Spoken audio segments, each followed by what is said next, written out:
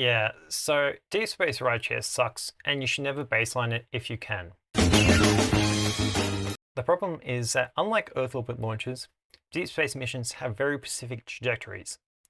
That means if either the primary or rideshare payload misses the window, the rideshare payload is going to suffer.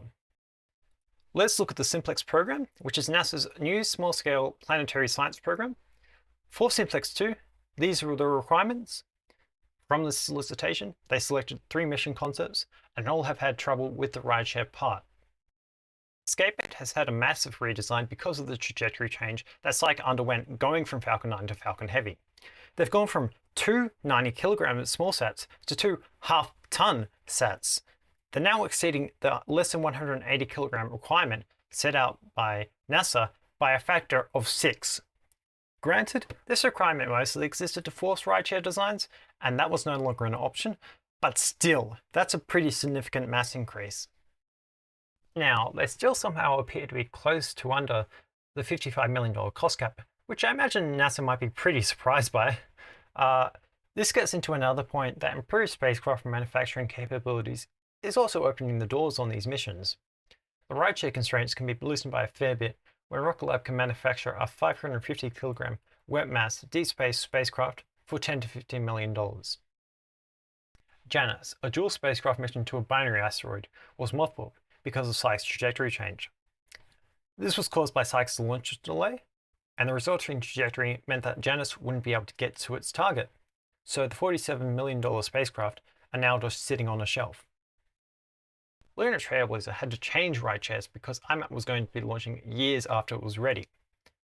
Unfortunately, the ride that they selected had delays of its own, now meaning that there are non-zero odds that the IM-2 launch occurs after the IMAP launch, so they still lost a year in launch delays.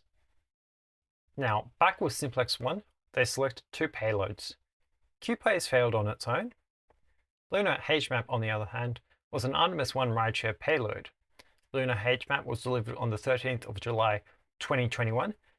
Then they had to wait for over a year until 16th of November 2022 for launch on Artemis 1.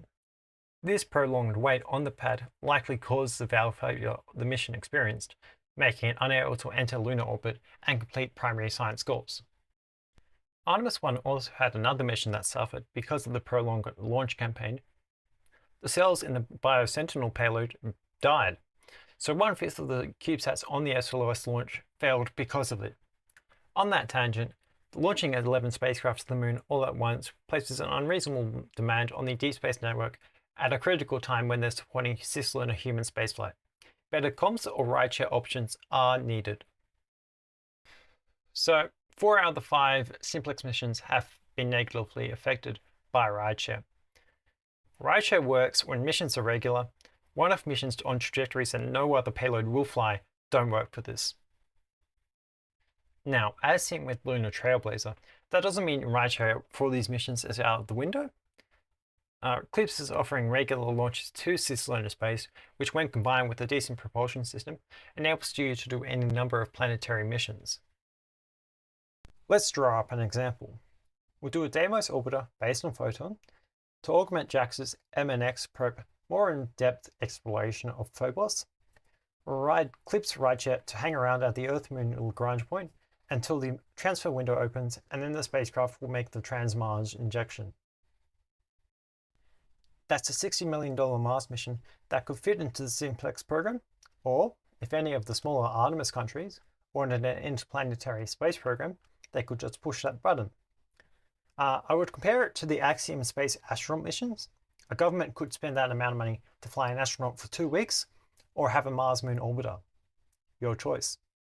Now, Photon's 2.5 kilometers a second is enough to do Mars and Venus, but if you want to get into asteroids and beyond, you really need to get into electric propulsion because that requires about 5 kilometers a second of delta V from the translunar injection.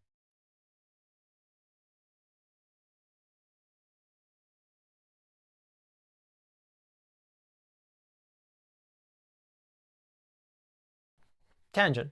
People like Delta II, it's an alright launch vehicle. I suppose it hit 100 successful launches in a row, which is, pretty good. But what makes it cool is the number of radical payloads it launched.